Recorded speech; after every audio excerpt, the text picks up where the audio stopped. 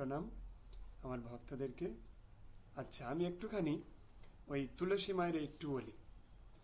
দেবর্ষি নারদ নারায়ণের কাছে তুলসী ধ্যান, পূজা মন্ত্র, স্তোত্র জানতে চাইলে নারায়ণ তা বর্ণনা করেন। তুলসী দেবী এত মাহাত্ম্যপূর্ণ, এত গুরুত্বপূর্ণ, ভগবান কৃষ্ণ স্বয়ং তুলসীর পূজা করেন। তুলসী হচ্ছেন ভক্তির জননী। তুলসী মাতা পাপ নাশিনী, জন্ম জন্মান্তরের পাপ ধ্বংস করেন। তুলসী মাতার এমন একটা সিস্টেম আছে যেটা করলেই পৃথিবীর বিভিন্ন যজ্ঞে বসে দীক্ষা লাভের ফল লাভ হয় একদিনেই। তুলসী মায়ের প্রভাবে যত বড় বড় ব্যাধি আছে সব নিমিষেই নষ্ট হয়ে যায়। এবং তুলসী মায়ের প্রভাবে তুলসী মাতা সাক্ষাৎ দর্শন দিতে পারেন, এমন হতে পারে ডাইরেক্ট আসতে পারেন, এমনকি কারোর শরীরে এসে কথা বলতে পারেন। তুলসী দেবীকে সেবা করলেই জীবন ধন্য হয়ে যাবে, কৃষ্ণ প্রাপ্তি ঘটবে এবং সমস্ত কিছুতে সিদ্ধি লাভ হয়। এমনকি দেবদেবীরাও সিদ্ধ হয়ে যায় যদি কেউ তুলসী মাতার পূজা করে। ভগবান কৃষ্ণ স্বয়ং সিদ্ধ হয়ে যান। তাই তুলসী সেবা মাহাত্ম্য সেই বিষয়ে একটু বলবো। কি কি হবে? সমস্ত আরোগ্য লাভ হবে, আরোগ্য লাভ হবে। জন্ম জন্মান্তরের পাপ ক্ষয় হবে এবং তুলসী সেবার মাধ্যমে তার সমস্ত ব্যাধি দূর হবে, সমস্ত দুঃখ দূর হবে এবং এই জগতের সমস্ত ভৌতিক সুখ লাভ করবে এবং সিদ্ধ হতে হবে। এবং স্বয়ং বিষ্ণু সেটা করেছেন, যার ফলে তুলসী মাতা তাকে দর্শন প্রদান করেছিলেন। কেন সেটা বলি। এখানে একটা পাপ নাশন ধ্যান আছে।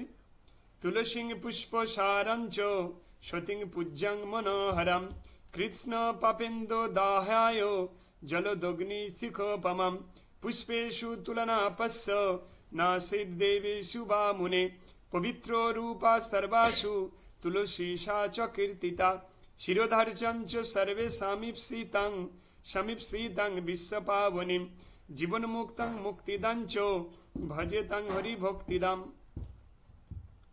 তুলসী সেবার রহস্য আনছি, কিভাবে তুলসী মাতাকে সেবা করতে হয়, কিভাবে তাকে সিদ্ধ করতে হয়, সেই সিস্টেম আনবো।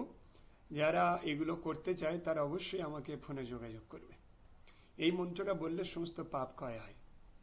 একবার শ্রীমতী তুলসী দেবী আর সরস্বতী মায়ের মধ্যে কোনো মনোমালিন্য হওয়াতে তুলসী দেবী তিনি বৃন্দাবনে চলে যান, অন্তর্ধান করেন, অদৃশ্য হয়ে চলে যান। তখন কৃষ্ণ তাকে প্রাপ্ত করার জন্য বিশেষ মন্ত্র উচ্চারণ করে তিনি তুলসীকে সেবা করেছিলেন। সেই মন্ত্র এখানে দেয়া আছে। বিষ্ণু তখন স্নানপূর্বক তুলসী বনে গমন করে উপরোক্ত তুলসীর ধ্যান করত। তুলসী পত্র দ্বারা সতী তুলসীর পূজা করলেন। ধূপ দীপ নৈবেদ্য পুষ্প চন্দন সিঁদুর ঘৃত অন্যান্য উপাচার দ্বারা তুলসী পূজার বিধান করেছিলেন। সিদ্ধ মালা লাগবে, মালা সে সিদ্ধ করা হবে সিস্টেমে। তুলসীর মালা লাগবে এটাতে। এটা কাউকে আমি বাই পোস্টে পাঠাতে পারি বা কেউ ডাইরেক্ট হাতে ধরে অনলাইনেও সিদ্ধ করে নিতে পারে। এখানে সেই মন্ত্র দেওয়া আছে, মন্ত্রটা উচ্চারণ করা যায় না। হ্যাঁ, ভগবান স্বয়ং সেটা বলেছেন। এই দশাক্ষর মন্ত্ররাজে শ্রী হরি তুলসী পূজা করলেন।